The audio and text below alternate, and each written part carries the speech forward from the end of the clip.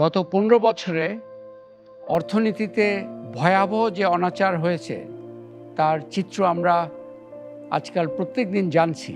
এই মুহূর্তে সাধারণ মানুষের অর্থনৈতিক জীবনের বাস্তবতা কেমন? অর্থনীতির চাকা যারা ঘোরান সেই ব্যবসায়ীরা তারা কিভাবে অর্থনৈতিক পুনরুদ্ধারের বিষয়টাকে কেমন করে দেখছেন? তরুণ উদ্যোক্তা, ক্ষুদ্র মাঝারি উদ্যোক্তা যাদের কণ্ঠস্বর সাধারণত শোনা যায় না, তারা কিভাবে দেখছেন এই পরিবর্তন উন্মুখ বাংলাদেশের ভবিষ্যৎ সম্ভাবনা? আমরা এই পর্বে ব্যবসার পরিবেশ নিয়ে বিভিন্ন দৃষ্টিকোণ থেকে আলোচনা করব।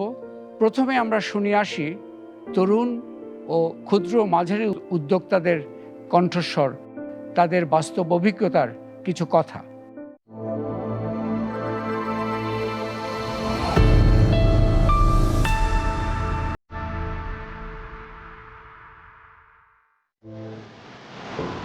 বাংলাদেশের বর্তমান পরিস্থিতিতে বিনিয়োগের জন্য একটু খারাপ সময় যাচ্ছে, বাট তবে বাংলাদেশ আসলে বিনিয়োগের জন্য খুব একটা ভালো জায়গা। তো এখন যে অবস্থায় আছে হয়তো বা এটা খুব একটা সাময়িক বিষয়, বাট বাংলাদেশ বিনিয়োগের জন্য অলওয়েজ একটা বড় একটা অপরচুনিটি, বড় একটা জায়গা। এবং এটার কারণ যদি আমরা বলি যে যেহেতু আমাদের একটা ছোট দেশ, প্রায় 20 কোটির কাছাকাছি মানুষের বাস, সো এমনিতেই এটা একটা ব্যবসায়ের একটা খুব ভালো জায়গা। ব্যবসায়িক বিনিয়োগের প্রধান প্রতিবন্ধক হচ্ছে আসলে আমাদের যেই আইটেমগুলো আছে, ফার্নিচার আইটেম, এগুলোতে আমাদের ভ্যাট অতিরিক্ত 15% নেয় কারখানা সহ। আর সেটা যদি 10% হতো বা 8% হতো তাহলে সবাই সঠিকটাই দিত। বাংলাদেশের প্রেক্ষাপটে গুরুত্বপূর্ণ পদক্ষেপ বলতে আমি এইটুকু বলবো আর কি, যে অন্তত পক্ষে ব্যাংক থেকে ক্ষুদ্র ঋণ যদি দেয় তাহলে আমার মনে হয় আর কি ব্যবসা বাণিজ্য একটু ভালো হবে আর কি। এলাকা অনুযায়ী মার্কেটের যে দোকানগুলো ভাড়াটার দিকে একটু দৃষ্টি দেওয়া উচিত। মেইন সমস্যা হচ্ছে এটা।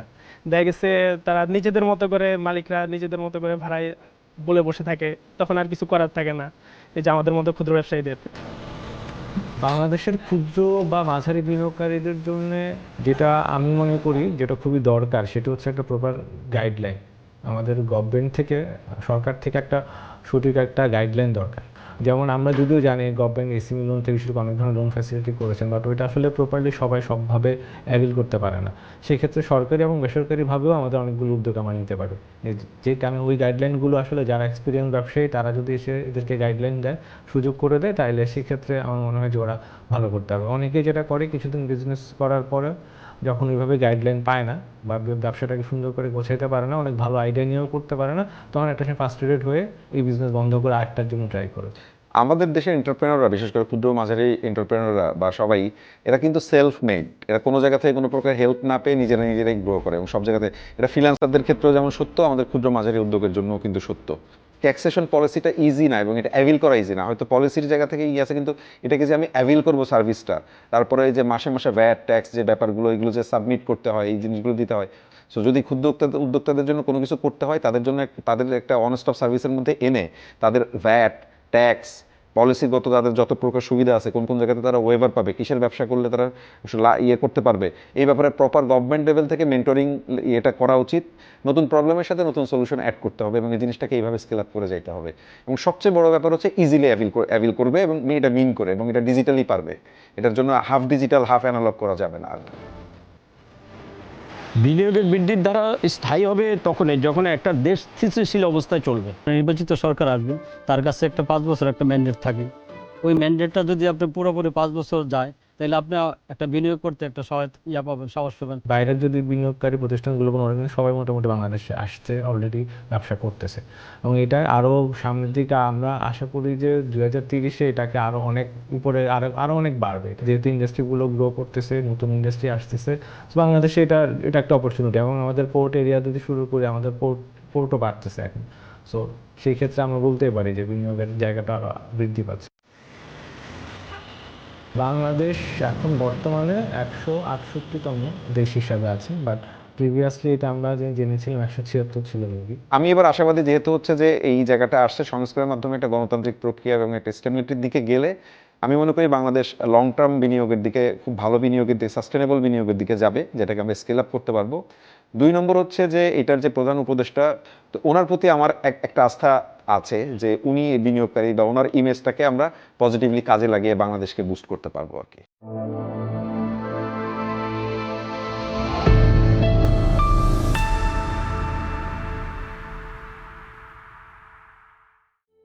আমরা কিছু ক্ষুদ্র এবং মাঝারি উদ্যোক্তাদের কথা শুনলাম, তারা কিভাবে সাজাচ্ছে তাদের কৌশল, কিভাবে তারা বাস্তবতাটা দেখছে, ভবিষ্যৎ সম্ভাবনা তাদের এবং দেশেরটা দেখছে।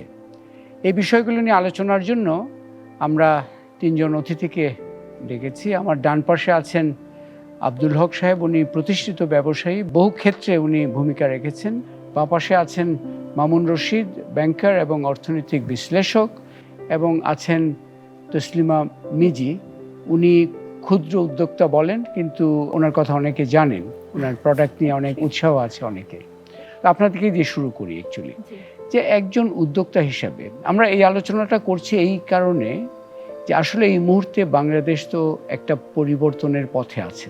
অর্থনীতির চাকা এখন কি অবস্থায় আছে, আপনাদের মতো উদ্যোক্তারা এই মুহূর্তে বাস্তবতাটা কেমন দেখছেন? প্রাতিষ্ঠানিক যে বাধাগুলো থাকে সচরাচর, সেগুলো নড়াচড়া করেছে কিনা ইত্যাদি নিয়ে প্রাথমিক একটু আপনার থেকে শুনে আপনার অভিজ্ঞতা। ধন্যবাদ আপনাকে আমাকে এখানে ইনক্লুড করার জন্য এবং কথা বলতে সুযোগ দেওয়ার জন্য। আমরা আসলে একটা পরিবর্তিত একটা পরিস্থিতিতে আমরা আছি, সকল সেক্টরেই কিন্তু এই পরিবর্তনের হাওয়াটা আছে। আমি একজন উদ্যোক্তা হিসাবে আমি ব্যবসার পরিমণ্ডলে আমি সেই হাওয়াটা আমিও অনুভব করি। আমার কাছে যে সবচেয়ে যেটা বেশি পজিটিভ যেটা মনে হয় সেটা হচ্ছে যে একসময় আমরা আসলে কোনো পলিসি নিয়ে বা আমাদের যে দৈনন্দিন যেই বাস্তবতাগুলো আমরা ফেস করতাম সেগুলো নিয়ে আমরা আসলে কথা বলতে পারতাম না। তো আমার কাছে এইটা একটা অসাধারণ জিনিস মনে হয়। সব ক্ষেত্রে আমরা দেখতে পাচ্ছি যে মানুষ তাদের বক্তব্যটা, তাদের মনের ভাব প্রকাশ করছে, তাদের দাবি দেওয়ার কথা বলছে, অনেক সময় অনেক বেশি দাবি দেওয়া প্লেস করে ফেলছে। এখান থেকে আসলে একটা পরিবর্তনের সূচনা হতে পারে। কিন্তু আপনি একজন ব্যবসায়ী হিসাবে, আমি একটু সুনির্দিষ্ট জায়গায় আছি, আপনার যে ব্যবসা আছে সেই ব্যবসায় যেমন আপনি বলছেন আপনার যে প্রয়োজনগুলো সেগুলো বলার সুযোগটা এখন বেড়েছে, কাকে বলতে পারছেন, কে শুনছে আপনার কথা? প্রথমত তো আমরা আসলে মিডিয়াতেই বলছি, আচ্ছা, মিডিয়াতে বলছি। আর এমনিতে অথরিটির ব্যাপারে আমার কাছে যেটা মনে হয় যে আমাদের যেই এসএমই ফাউন্ডেশন বা বিসিক বা অন্যান্য যেই সরকারি যে অথরিটিগুলো আছে যারা আমাদেরকে রেগুলেট করে কাজের জন্য, তারা আমাদের কাজটাকে ফ্যাসিলিটেট করে, আমার মনে হয় যে সেই জায়গাতে আমরা এখন চাইলে রিচ করতে পারি। যে ডেডলক যে ব্যাপারটা ছিল আমার কাছে, আমি সেই জিনিসটা এখন আর ফিল করছি না। এটা খুব গুরুত্বপূর্ণ একটা কথা বলেছেন যে অ্যাটলিস্ট আপনি ফিল করছেন, একটু মুক্ত ফিল করছেন, কথা বলতে পারছেন। আবারও আসছি, তো মামুন রশিদ, আপনি তো সার্বিক বিষয়গুলো একেবারে নীতি জগৎটাকেও দেখছেন, আবার মাঠ বাস্তবতাও দেখছেন ব্যবসার। এই ব্যবসার পরিবেশ এই মুহূর্তে কেমন দেখছেন, এবং এই যে নীতিবান্ধব ব্যবসার পরিবেশের যে একটা দাবি থাকে সেই জায়গায় কেমন নড়চড় হচ্ছে? ধন্যবাদ। এটা তো হচ্ছে কতগুলো জিনিস হচ্ছে আমাদের অলরেডি এক্সিস্টিং বিজনেস। আমি 3টা স্টেক হোল্ডার নিয়ে কথা বলবো। একটা হচ্ছে যে পিওর সরকার, একটা হচ্ছে ব্যবসায়ী, আর একটা হচ্ছে রেগুলেটরি বডি, যারা কোয়াজাই গভর্নমেন্ট বলা যায়।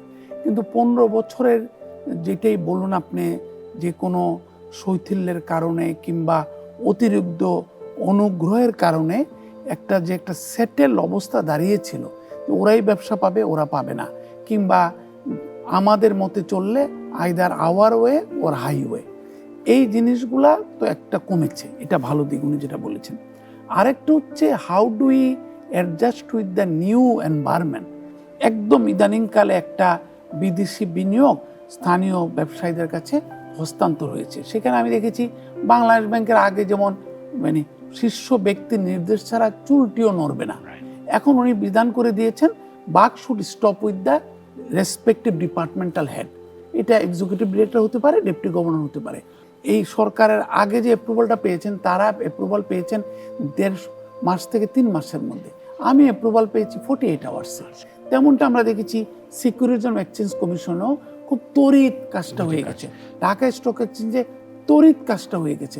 এটা আবার একটা কথা বলে আপনাকে, এটা বলে শেষ করছি আমি, যে প্রাইভেট সেক্টরের সমস্যাগুলো যত বেশি প্রাইভেট সেক্টরের এনগেজমেন্টে সমাধান করা সম্ভব, ততই আমাদের জন্য মঙ্গলজনক। তো আমি বলছি যে এই যে একটা প্রশ্ন আসলো যে ব্যবসার জগৎ, অর্থনীতির চাকা যদি বেগবান করতে হয়, তার কিছু ফ্যাক্টর হচ্ছে অর্থনীতির মধ্যে আছে বা ব্যবসার জগতের মধ্যে আছে। তো আপনার একটা সার্বিক মূল্যায়ন কি যে অন্তর্বর্তীকালীন সরকার এই যে ব্যবসায়ীদের সাথে একটা যে কথোপকথন, এঙ্গেজড হওয়ার বিষয়, এটা কি একটা যে সময়ের ব্যাপার, যে একটা উনি যেটা বললেন পরিবর্তন হয়েছে, এখনো বোঝার চেষ্টা হচ্ছে কোন দিকে কি করব, আপনার এই জায়গায় আপনার মূল্যায়নটা কি? অনেক ধন্যবাদ আপনাকে। আমার মনে হয় মামুন ভাই যেটা বলেছেন আমি এটার সমর্থন করি এবং সহমত পোষণ করি।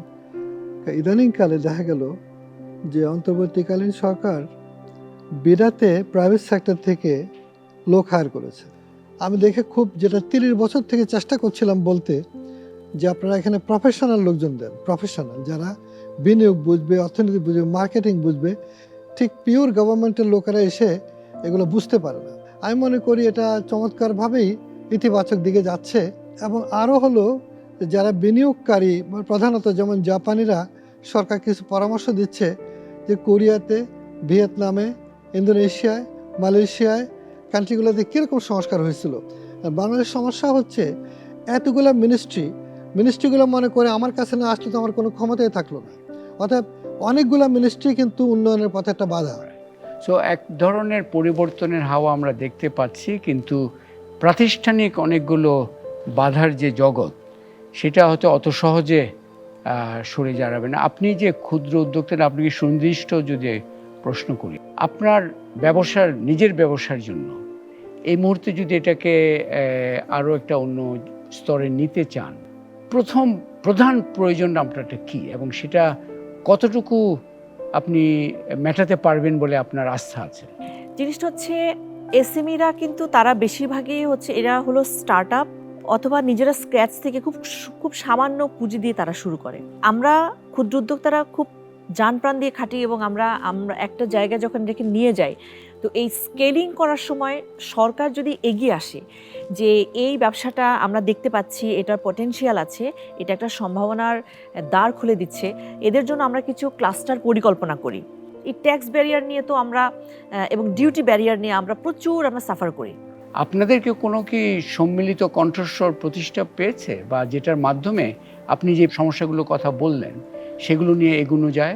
গত বছর আমাদের যে একটা ইন্টারন্যাশনাল যে ট্রেড শো হয়, তো সেখানে আমাদের অ্যাসোসিয়েশনের প্রেসিডেন্ট মহোদয় ওনার একেবারে এটা গবেষণালব্ধ যে আমাদের যে লেদার সেক্টরের যে সমস্যাগুলো আছে সেগুলো নিয়ে উনি ওনার যে প্রাইমারি স্পিচ ছিল, উদ্বোধনী স্পিচ ছিল, সেখানে উনি এই জিনিসগুলোকে ক্যাটাগরিক্যালি বলেছেন। তখন তৎকালীন প্রধানমন্ত্রী প্রধান অতিথি হিসেবে ওখানে উপস্থিত ছিলেন এবং তৎকালীন প্রধানমন্ত্রীও কিন্তু খুব, আমি দেখলাম যে উনি জানতেন যে প্রবলেমগুলো কোথায়। আপনি কি মনে করেন যে এই যে ব্যবসার জগৎ নিয়ে এই সংস্কার কমিশনগুলোর কার্যক্রম, উনি যে সমস্যাগুলো কথা বললেন, আপনারা যেগুলো বললেন, ব্যবসা বান্ধব নীতি জগৎ তৈরির যে একটা চ্যালেঞ্জ রয়ে গেছে, আমরা হয়তো গবেষণালব্ধ একটা পেপারও করছি, ওনারা শুনে হয়তো নোটও নিচ্ছেন, কিন্তু শেষ দিকে হয়তো নড়াচড়া হচ্ছে না, কিছুই হচ্ছে না, আসলে কিছুই হচ্ছে না। সেটা তো একটা বাস্তব। কোন সংস্কার কমিশনে কিন্তু ব্যবসা বান্ধব পরিবেশ সৃষ্টি করা, উদ্যোক্তা বান্ধব পরিবেশ সৃষ্টি করা, নারী উদ্যোক্তা বান্ধব কিংবা ক্ষুদ্র উদ্যোক্তা বান্ধব পরিবেশ সৃষ্টি করা, ওই ভিজিবিলিটি কিন্তু কোনো কমিশনের আছে বলে আমার মনে হয় না। এক, দুই হচ্ছে কোনো কমিশন নাইও। তৃতীয় হচ্ছে জিনিসটা হচ্ছে যে ব্যবসা কিন্তু আমাদের বাংলাদেশে এই সময় পরিক্রমায়, পথ পরিক্রমায় মোটামুটি প্রাইভেট সেক্টর লেড হয়ে গেছে। Private sector is in the driving seat now. 2007-08 যে উদ্যোগটি নেওয়া হয়েছিল শেষের দিকে, আপনার তো মনে আছে, রেগুলেটরি রিফর্মস কমিশন এবং better business forum. Regulatory reforms কমিশনে আমরা প্রচুর আইন কানুন দেখিয়েছিলাম প্রত্যেকটা সেক্টরের। মানে দুঃখজনক হলো সত্য, এটাকে আর গ্রহণ করা হয়নি এবং চালিয়ে যেতে দেওয়া হয়নি। রেগুলেটরি এনভায়রনমেন্টকে ইমপ্রুভ করা, কনজেনিয়াল বিজনেস এনভায়রনমেন্টকে ইমপ্রুভ করা কিংবা উদ্যোক্তা বান্ধব পরিবেশ সৃষ্টি করা, সেই লক্ষ্যে কিন্তু কোনো উদ্যোগ গৃহীত হয়নি। তার মানে হচ্ছে যে সংস্কার নিয়ে যে এত কথাবার্তা হচ্ছে, সেখানে এই যে ব্যবসার, কারণ এটা তো অত্যন্ত গুরুত্বপূর্ণ, অর্থনৈতিক চাকাটা তো ঘোরাতে হবে, দুর্নীতির দৃশ্যমান জায়গাগুলোতেও তো হাত দেওয়া হয়েছে, এটা সুস্পষ্ট। তো আমরা আশা করব যে এখানে সেই উদ্যোগী মানসিকতার উপর আমরা ভরসা রাখি। আমরা অন্তর্বর্তীকালীন সরকার তারাও আরেকটু সচেতন হোক যে এই জায়গায়, এই যে অর্থনীতির জায়গায় তাদের মনোযোগটা আরও বেশি Absolutely. বাড়াতে হবে। এবং একই সাথে আমি বলবো যে ব্যবসায়ী মহলেরও শুধু নিজের ব্যবসার জন্য দায়িত্ব নয়, সেক্টরের অবশ্যই ওভারঅল একটা ইমেজের জন্য এই জায়গায়ও আরও বেশি উদ্যোগ নেওয়া দরকার। এবং তার মাধ্যমে আমরা এটাও বুঝতে পারছি যে এগুলো একটা ট্রানজিশন সময়, রাতারাতি কোনো ফলাফল আমরা হয়তো এখানে এক্সপেক্ট করছি না, কিন্তু যে সম্ভাবনাটা তৈরি হয়েছে সেটার জন্য কিন্তু এটা অটোমেটিক্যালি হবে না। সো পরিবর্তনের পথ ব্যবসার জন্য সেইভাবে হোক, আপহিল নয়, উপর দিকে উঠা নয়, ঠেলা নয়, বাট যাতে করে দ্রুত সমান্তরাল পথে এগোতে পারে, এই আশাবাদ আমরা ব্যক্ত করছি। এবং আপনাদেরকে অসংখ্য ধন্যবাদ। এই ধরনের আলোচনা অব্যাহত থাকা দরকার, বিশেষ করে ব্যবসায়ী মহলকে আপনার আরও দৃশ্যমান হওয়া দরকার আলোচনার মধ্যে, এবং অন্তর্বর্তীকালীন সরকারেরও এই জায়গায় আরও পদক্ষেপ নেওয়ার বিষয় আছে, বিশেষ করে যোগাযোগ, কথাবার্তা, তাদের সাথে এঙ্গেজড হওয়া ব্যবসায়ী মহলের সাথে, সেটা সর্বস্তরে, শুধুমাত্র বড় ব্যবসায়ীদের নয়, ক্ষুদ্র মাঝারি যারা, তরুণ যারা, তাদের সাথেও যেন সম্পৃক্ত হয়। আপনাদেরকে অসংখ্য ধন্যবাদ। আমাদের আলোচনার এই পর্ব এখানে শেষ করছি।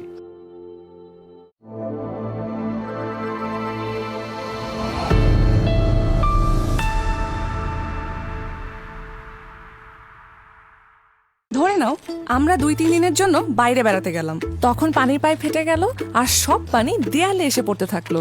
যখন আমরা ফিরে আসবো না তখন ম্যাডাম, তখনও হবে না।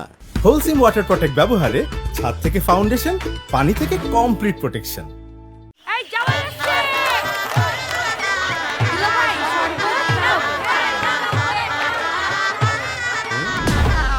গেল কই? Super hit.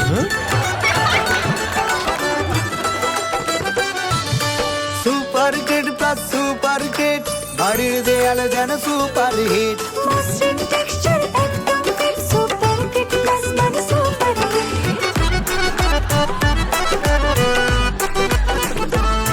দেয়াল ফেসিং এর এলিগেন্ট লুক, দেয়ালে সুপার কিট প্লাস হোক। বাড়ি নির্মাণে কিসের টেনশন, সুপার কিড প্লাসে সব solution. Super kid plus super kid, বাড়ির দেয়ালে যেন super hit. Super kid plus super kid. বাংলাদেশের 1 number fair face cement Supercrete plus, যা আপনার বাড়িকে দেয় আভিজাত্য এবং নিশ্চিত করে দীর্ঘস্থায়িত্ব। শুনো, যেমন সিনেমার ক্লাইম্যাক্স সিনে দেখা যায় ঘন ঘন বিদ্যুৎ চমকাচ্ছে, সারা দিন ধরে বৃষ্টি হচ্ছে, তখন আরে না ম্যাডাম, কিছুই হবে না। হোলসিম ওয়াটার প্রটেক্ট ব্যবহারে ছাদ থেকে ফাউন্ডেশন, পানি থেকে কমপ্লিট প্রোটেকশন। ব্যবসার পরিবেশ সংক্রান্ত এই পর্বের আলোচনায় আমরা নতুন একটি বিষয় আলোচনা করব। সেটি হচ্ছে, জনমনে একটি বড় প্রশ্ন আছে, রাজনীতি এবং ব্যবসার মধ্যে সম্পর্কটা কি? ব্যবসায়ীরা যখন সংসদে প্রবেশ করেন, তারা কি তাদের ব্যক্তি স্বার্থটাই নিয়ে বেশি চিন্তিত থাকেন, নাকি সার্বিকভাবে ব্যবসার পরিবেশ উন্নত করে বাংলাদেশের অর্থনীতিকে আরও বেগবান করার চিন্তার মধ্যে থাকেন? রাজনীতিবিদ হওয়ার জন্য ব্যবসায়ীরা কতটুকু আগ্রহী থাকেন, কতটুকু যোগ্য, কতটুকু তাদের আসলে রাজনীতির জগতে আসা উচিত? এই প্রশ্নগুলো কিন্তু জনমনে ঘুরপাক খায়। সাম্প্রতিক সময়ে আরও অনেক বেশি এই পার্টিকুলার প্রশ্নটা চারিদিকে আমরা শুনতে পাই। এই বিষয়ে আমরা আলোচনার জন্য খুবই গুরুত্বপূর্ণ একটি প্যানেল এখানে উপস্থিত আছেন। আমার বাঁয়ে আছেন আমির খসরু চৌধুরী, উনি বিএনপির স্ট্যান্ডিং কমিটির সদস্য। উনি একজন খুবই প্রখ্যাত রাজনীতিবিদ এবং খুবই সফল একজন ব্যবসায়ীও বটে। তার পাশে আছেন মুজাহিদুল ইসলাম সেলিম, উনি শুধুই রাজনীতিবিদ, ব্যবসায়ী নন আমার জানা মতে। আর ডান পাশে আছেন একজন ব্যবসায়ী, উনি রাজনীতির সাথে সরাসরি নয়, কিন্তু তবে একটা রাজনৈতিক ধরনের একটা দায়িত্বে ছিলেন, যে একটা অ্যাসোসিয়েশন, বিজনেস অ্যাসোসিয়েশন বিকেএমই এর প্রেসিডেন্ট হিসেবে ছিলেন। আমি আমির খসরু চৌধুরী সাহেবের সাথেই শুরু করতে চাই। এই বিষয়টা, এই যে জনমনে যে একটা একটা পারসেপশন, এটা কতটুকু ঠিক সেটা নিয়ে প্রশ্ন থাকতে পারে। আপনি কিভাবে দেখেন জিনিসটাকে? এই প্রশ্নটা উঠলো কেন, এটা হচ্ছে সবচেয়ে বড় প্রশ্ন। যে কোনো দেশের রাজনৈতিক অঙ্গনে যদি এই প্রশ্নটা উঠে, অবভিয়াসলি এটা ধরে নিতে হবে এখানে কোনো সমস্যা আছে, এবং সমস্যা তো আছে বটেই, নিঃসন্দেহে। এখন এমন একটা অবস্থায় দেশ পৌঁছেছে, ব্যবসায়ীদেরকে সন্দেহের চোখে দেখে এবং ব্যবসায়ীদের ভূমিকা প্রশ্নবিদ্ধ হয়ে যাচ্ছে। এটা তো হওয়ার কথা ছিল না। ব্যবসায়ীরা ব্যবসা করবে, রাজনীতিতে রাজনীতি করবে, আবার ব্যবসায়ীদের রাজনীতিতে অংশগ্রহণ করবে কি পারবে না, এই প্রশ্নটা উঠাও তো অ্যাকচুয়ালি আমি মনে করি খুব একটা যুক্তিযুক্ত ব্যাপার। কারণ রাজনীতির কতগুলো নিয়ম কানুন আছে, ব্যবসার কিন্তু নিয়ম কানুন আছে। ব্যবসার যে নীতিমালা, সেটা প্রত্যেক দেশে সেই নীতিমালাটা হচ্ছে একটা লেভেল প্লেইং ফিল্ড থাকে, যেখানে ফেয়ার ট্রেডিংয়ের ব্যাপার থাকে, সেখানে কোনো পৃষ্ঠপোষকতার মাধ্যমে কোনো গোষ্ঠীকে আপনি সাপোর্ট দিয়ে ব্যবসা করার জন্য বিষয়টা সেটা থাকার কথা নয়। এবং দেশের ইনস্টিটিউশন যেগুলো আছে ব্যবসাকে সাপোর্ট দেয়, সেগুলো একটু লেভেল প্লেইং ফিল্ডের ভিত্তিতে সবাইকে, যারা এগিয়ে আসতে চায়, যাদের সম্ভাবনা যেখানে, যার সৃজনশীলতা যেখানে আছে, তাদেরকে সাপোর্ট দেওয়ার কথা। এই বিষয়গুলো সব বাংলাদেশে ধ্বংস হয়ে গেছে। ব্যবসায়ীরা রাজনীতিবিদ হচ্ছে, রাজনীতিবিদরা ব্যবসায়ী হচ্ছে, এরকমও তো কথা আছে। আপনি সবারই অধিকার আছে রাজনীতিতে আসার, কিন্তু এই প্রেক্ষাপটে যে প্রশ্নটা আসছে, এটা প্রশ্নটা সঠিকভাবেই এসছে, এটার সমাধান আমাদেরকে করতে হবে। আপনি সঠিক বলেছেন যে রাজনীতিতে আসার তো সবারই অধিকার আছে, এবং এই যে রাজনীতি কি উদ্দেশ্যে করা উচিত, আমাদের মনে হয় ওই জায়গায় আমাদের ফেরা দরকার, তাই না? তো আমি ফজলুল হক আপনার কাছে আসতে চাচ্ছি। আপনি তো একজন প্রতিষ্ঠিত ব্যবসায়ী, আপনার ডিল করতে হয় সরকারের সাথে। এই বিষয়ে আপনি কিভাবে জিনিসটা দেখেন? অ্যাকচুয়ালি রাজনীতিতে আসার ক্ষেত্রে কারোরই কোনো বাধা নিষেধ নাই। এখন বিষয়টা হচ্ছে আপনি কিভাবে প্র্যাকটিস হচ্ছে, that is the biggest issue. ব্যবসায়ীদের দুর্ভাগ্য হচ্ছে যে বদনামটা ব্যবসায়ীদের ঘাড়ে হয়তো আমার মনে হয় যে তুলনামূলকভাবে অনেক বেশি চলে গেছে। যেই ব্যবসায়ী গ্রুপেরকে বলা হচ্ছে যে সবচেয়ে বেশি লুটপাট করেছে, এবং উনি একাই যত লুটপাট করেছেন, বাকি সবাই মিলে তত লুটপাট করেছেন কিনা সেটা সন্দেহের বিষয় আছে। উনি কিন্তু আমার জানা মতে কোনো রাজনীতির সঙ্গে জড়িত ছিলেন না সরাসরি, কোনো পদবি। আমি এসএলএম গ্রুপ নামে যদি সরাসরি বলি, আমলাদেরও অংশগ্রহণ কিন্তু কোনো অংশে কম না। এবং আগের পররাষ্ট্রমন্ত্রী বলেছিলেন যে ওনার তথ্য অনুযায়ী কানাডায় যে বেগমপাড়ায় যত বাড়ি হয়েছে, বেশিরভাগ আমলাদের করা। পুলিশ কর্মকর্তাদের ব্যাপারটা ওপেন সিক্রেট, আমরা কয়েকজনের নাম জানি। সো মূল বিষয়টা হচ্ছে সিস্টেমে একটা বড় ধরনের গলদ হয়ে গেছে। ওই গলদটা যদি আমরা ঠিক করতে না পারি, তাহলে আপনি ব্যবসায়ী, আমলা, পুলিশ এইভাবে সিঙ্গেল আউট করার চাইতে সিস্টেমটা ঠিক করলে তখন আমার মনে হয় যে সবাই ওই অনেকে যারা সুযোগের অভাবে সৎ লোক আছে, তো ওই গ্রুপটা ছাড়া বাকি সবাই যারা সুযোগ পেলেই অসৎ হয়ে যাচ্ছে, ওই ব্যাপারটা যতক্ষণ বন্ধ করতে না পারছি, ততক্ষণ মনে হয় যে এই বিষয়টা নিয়ে ঠিক সুষ্ঠু বিচার হবে না। ওয়াহিদুল ইসলাম সেলিম, আপনি তো দীর্ঘদিন বামপন্থী রাজনীতি করেছেন, এখনো করছেন, আপনার বক্তব্যটা শুনতে চাচ্ছি। ধন্যবাদ। আমরা অতি সম্প্রতি একটা গণ অভ্যুত্থানের পটভূমিতে একটা খুবই গুরুত্বপূর্ণ বিষয় আলোচনা করার জন্য মিলিত হয়েছে। এটা সাধারণভাবে সব কিছু আমরা আলোচনা করে ফেলছি না, একটা নির্দিষ্ট বিষয় এখানে চিহ্নিত করা হয়েছে, রাজনীতি এবং ব্যবসা। আমাদের মনে রাখতে হবে, ইতিহাস থেকে আমি এই শিক্ষা নিতে বলবো সবাইকে, যে রাজনীতি আসলে হলো অর্থনীতিরই ঘনীভূত প্রকাশ। Politics is the concentrated expression of economics. রাজনীতিকে অর্থ দ্বারা প্রভাবিত করার ব্যাপারটা একেবারে নূতন কিছু না, ব্রিটিশ আমলেও ছিল, পাকিস্তান আমলেও ছিল, বাংলাদেশ স্বাধীন হওয়ার পরেও ছিল। তখন কিভাবে হতো? ব্যবসায়ীদের কাছে শরণাপন্ন হতো রাজনীতিবিদরা, চাঁদা দিত, এবং কে কত চাঁদা দিচ্ছে সেইটা দ্বারা প্রভাব সৃষ্টি করতো। ব্যবসায়ীরা মনে করতো যে আমি হাতে রাখলাম টাকা দিয়ে, আর রাজনীতিবিদরা মনে করতো যে এইখানে একটা সংযোগ আমরা স্থাপন করলাম। পরবর্তীকালে রাজনীতিবিদরা ভাবলো যে অন্যের কাছে চাঁদা নিব কেন, আমি নিজেই ব্যবসা করা শুরু করি। আর ব্যবসায়ীরা কেউ কেউ রাজনীতিবিদের ব্যাপারে কেউ তারা ভাবলো আমি ভায়া মিডিয়া চাঁদা দিয়ে রাজনীতিকে প্রভাবিত করবো না, আমি সরাসরি রাজনীতিতে ঢুকে যাব। এবং এইটার ফলে নমিনেশন বাণিজ্য, পদ বাণিজ্য বলে শেষ করা যাবে না। লক্ষ লক্ষ কোটি কোটি টাকা খরচ করে এই জিনিসগুলো হচ্ছে। সুতরাং আমি এইটার ভেতরে রাজনীতিবিদরা দায়ী, ব্যবসায়ীরা দায়ী, আমলারা দায়ী, আমি তো মনে করি একটা নেক্সাস হয়ে গেছে। তিনজনের বক্তব্যে আসলে মূল কথাটা উঠে আসছে, মানে পরিবর্তনটা দরকার। আমরা তো চিহ্নিত করেছি, সার্বিকভাবে লেভেল প্লেইং ফিল্ড করছি না, পুরো নীতি জগৎকে কম্প্রোমাইজ কলুষিত করে ফেলছি, এবং এটা কিন্তু সেই অর্থে অর্থনীতিকেও বেগবান করতে ব্যর্থ হচ্ছে। এইখানে রাজনৈতিক দলগুলোর মধ্যে এই আলোচনাটা কেমন জোরালোভাবে হচ্ছে, এই যে পার্টিকুলার সমস্যা আমরা চিহ্নিত করলাম, আপনারাই করলেন, এটা সমাধানের জন্য আপনারা কেমন চিন্তা করছেন সুনির্দিষ্টভাবে? রাজনীতিতে যখন আপনার জবাবদিহিতা, দায়বদ্ধতা, এই দুটি বিষয় খুবই গুরুত্বপূর্ণ। সেটা আপনার দলের মধ্যে থাকতে হবে, সরকারের মধ্যেও থাকতে হবে। এবং এটার জন্য যে আমাদের যে সংস্কারগুলো দরকার, আমাদের 31 দফা 31 পয়েন্ট যে সংস্কারগুলো আমরা দিয়েছি, এর মধ্যে আছে এগুলো। যে অ্যাপয়েন্টমেন্টগুলো যখন হবে, তখনই আপনার এটাকে একটা স্বচ্ছতার মাধ্যমে, ট্রান্সপারেন্সির মাধ্যমে আপনাকে দিতে হবে। আপনি যদি সেন্ট্রাল ব্যাংকের গভর্নর ধরেন, ফর এক্সাম্পল, গুরুত্বপূর্ণ একটা জায়গা। এসইসির চেয়ারম্যান, গুরুত্বপূর্ণ জায়গা। আমি বিজনেস ওয়ার্ল্ডের কথা বলতেছি।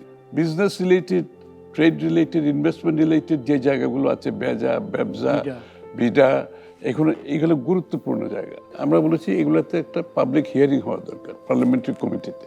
পার্লামেন্টে যেভাবে আপনার সিনেট হিয়ারিং হয়ে থাকে, কংগ্রেসুয়াল হিয়ারিং হয়ে থাকে, ওয়াই নট? আপনি যে নীতিমালাগুলি যে প্রয়োগ করবেন, এটা পার্টিসিপেটরি হইতে হবে। এটা আপনি শুধু ব্যবসায়ীদের দিলে তো হবে না, আপনি কনজিউমারদের এখানে একটা ইন্টারেস্ট আছে, এখানে অন্যান্য স্টেক হোল্ডারদের ইন্টারেস্ট আছে। আপনাকে সব স্টেক হোল্ডারদেরকে অনবোর্ড আনতে হবে নীতিমালা প্রণয়নে, এবং it should also be transparent. যে ইভেন মিনিস্ট্রিতে ওয়াচডগ বলতে কিছু নাই, কিন্তু আপনার তো একটা গভর্নেন্সের পক্ষ থেকে থাকবে, একটা হচ্ছে কনজিউমারের পক্ষ থাকতে হবে। There should be a match, দুইটার মধ্যে কোথায় ডিফারেন্সগুলো হচ্ছে, এই বিষয়গুলো তো আমরা করতে পারি না। We have to do this. শুধু প্রতিষ্ঠান করলে হবে না, সুশাসনের সংস্কৃতি থাকতে হবে। কিন্তু একটা পয়েন্ট আপনি খুবই গুরুত্বপূর্ণ বলছেন, এটা মনে হয় বাংলাদেশে এ পর্যন্ত আলোচিত ওইভাবে হয়নি। এই যে কি ইকোনমিক বডিজের অ্যাপয়েন্টমেন্টসে যদি একটা ট্রান্সপারেন্ট সিস্টেম ডেভেলপ করা যায়, সেটা কিন্তু এক ধরনের একটা ডিপার্চার হবে, বাংলাদেশের জন্য নতুন হচ্ছে না। ফজলুল সাহেব, আপনার থেকে একটা ভিন্ন একটা প্রশ্ন করতে চাচ্ছি।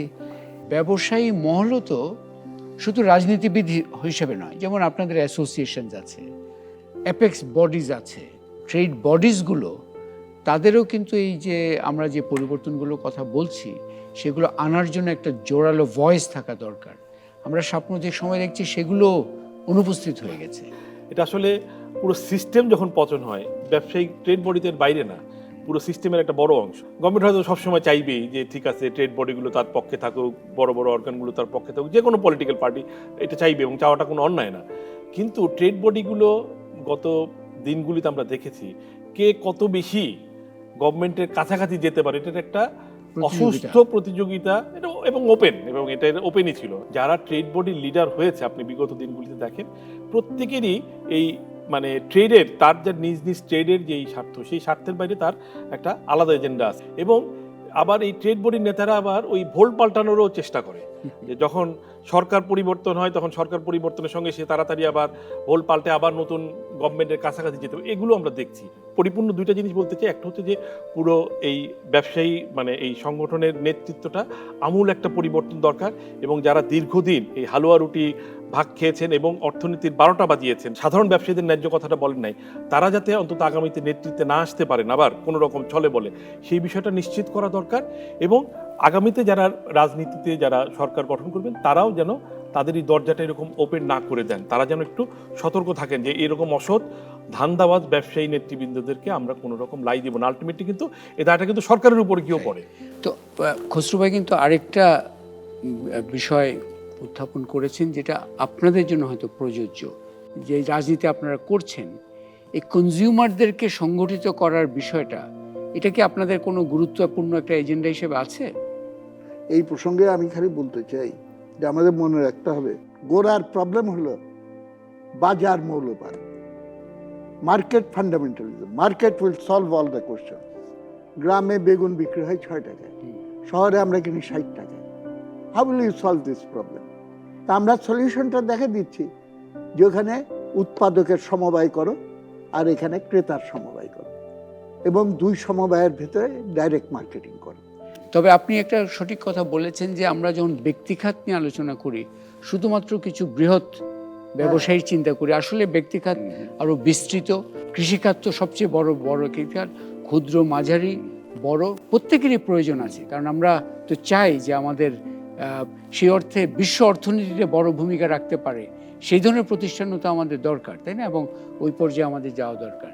তো আমরা আলোচনার শেষে এসছি, মনে হয় আমাদের আপনার যদি কোনো এক বাক্যে যদি শেষ একটা কোনো মেসেজ থাকে, এই যে গুরুত্বপূর্ণ একটা মুহূর্তে আমরা আছি, অর্থনৈতিক গণতন্ত্রায়ন এবং রাজনৈতিক গণতন্ত্রায়ন দুইটারই প্রচণ্ড প্রয়োজন আছে, সেখানে আপনার কোনো যদি দুইটার বেলায় আপনার মনোজগতে পরিবর্তন আনতে হবে। আপনি যত সংস্কার করেন, যত কিছু গণতন্ত্রায়ন করতে গেলেও তো আপনার মনোজগতের পরিবর্তন আনতে হবে। সেটাই আমি মনে এটা খুবই গুরুত্বপূর্ণ। প্রযোজক, আপনার কোনো সমাপনী? আমার সমাপনী একটি, আমি ওই জবাবদিহিতাটা একেবারে প্রত্যেকটা ক্ষেত্রে জবাবদিহিতাটা মানে নিশ্চিত করতে হবে। জবাবদিহিতা যেন সেন্ট্রালাইজ না হয়ে যায়, যেটা আমরা গত 15 বছর দেখেছি যে জবাবদিহিতা মানে একজনের কাছে জবাবদিহিতা, আর কোথাও পুরো মাঠে আর কোথাও কোনো জবাবদিহিতার কোনো ব্যাপার ছিল না। জবাবদিহিতা প্রতিটা স্তরে থাকতে হবে। সেলিম ভাই, আপনার সমাপনী এক বাক্যে যদি কিছু? আমি আমার অভিজ্ঞতার ভিত্তিতে আশাবাদী সেই গণজাগরণই একমাত্র এনশিওর করতে পারে যে একটা সৎ কালচার আমরা যেটার কথা বলা হচ্ছে। সুতরাং এইটাকে কোনোদিন ছোট করে দেখা উচিত না। আমি বারবার বলি, এখানেও বলতে চাই, জমি বর্গা দেওয়া যায়, পাবলিককে এটা বুঝাইতে হবে, কিন্তু স্বার্থ কোনোদিন বর্গা দেওয়া যায় না।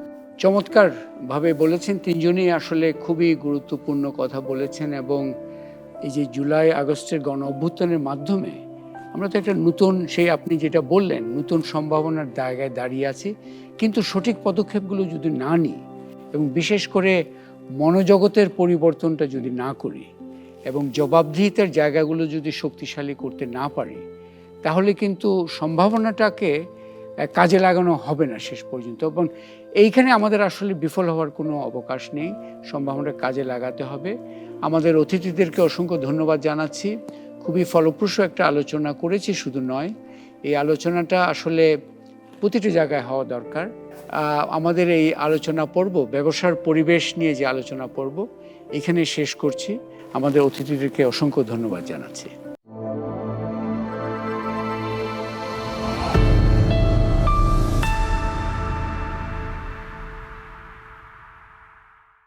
বাংলাদেশের ব্যবসার পরিবেশ এখন কেমন? অতিথিদের নানামুখী আলোচনা, আমরা সাধারণ উদ্যোক্তাদের, মাঠের ব্যবসা যারা করছেন তাদের কথাবার্তা শুনে মোটা দাগে এক বাক্যে বলা যায় যে বাংলাদেশে এই মুহূর্তে অর্থনীতিতে উদ্যোগী শক্তি, উদ্যমী শক্তি এবং লুটপাটের শক্তি মুখোমুখি অবস্থান করছে। গত 15 বছরে শুধুমাত্র রাজনীতির গণতন্ত্রায়ন যে চলে গেছিল তা নয়, অর্থনীতির গণতন্ত্রায়নও অনুপস্থিত হয়ে গেছিল। এই পরিস্থিতি থেকে আমাদের মুক্ত হতে হলে আমাদেরকে অর্থনীতির সার্বিক পরিচালনায় জবাবদিহিতা প্রতিটা স্তরে নিশ্চিত করা জরুরি, সুনির্দিষ্ট পদক্ষেপের মাধ্যমে। আমাদের নীতি নির্ধারণী প্রতিষ্ঠানগুলোর কর্ণধার যারা হবেন তাদের নিয়োগ স্বচ্ছ প্রক্রিয়ার মধ্যে হওয়াটা খুব প্রয়োজন। শুধুমাত্র বৃহৎ ব্যবসায়ী নয়, ক্ষুদ্র মাঝারি ব্যবসায়ী, কৃষিখাত, তারাও কিন্তু ব্যক্তিখাতের একটা বিশাল অংশ। সবচেয়ে বড় দরকার যে আমাদের মনোজগতের একটা পরিবর্তন দরকার, নিয়তের পরিবর্তন দরকার। কাগজে কলমে অনেক কিছু হয়, কিন্তু আমরা দেখেছি কাগজে পর্যায়ে এই উদ্যোগগুলো যেন সীমাবদ্ধ না থাকে। বাংলাদেশের অর্থনীতির চাকাকে বেগবান করা দরকার নতুন বাংলাদেশ গড়ার জন্য, সাধারণ মানুষের প্রাত্যহিক জীবনে কল্যাণ নিয়ে আসার জন্য। এই জন্য ব্যবসায়ী মহল, রাজনৈতিক মহল, রাষ্ট্র পরিচালনায় যারা আছেন এবং সাধারণ পাবলিক সবাই মিলে আমরা সচেষ্ট হব। তাহলেই আমাদের যে নতুন বাংলাদেশ গড়ার প্রত্যয় সেটা নিশ্চিত হবে।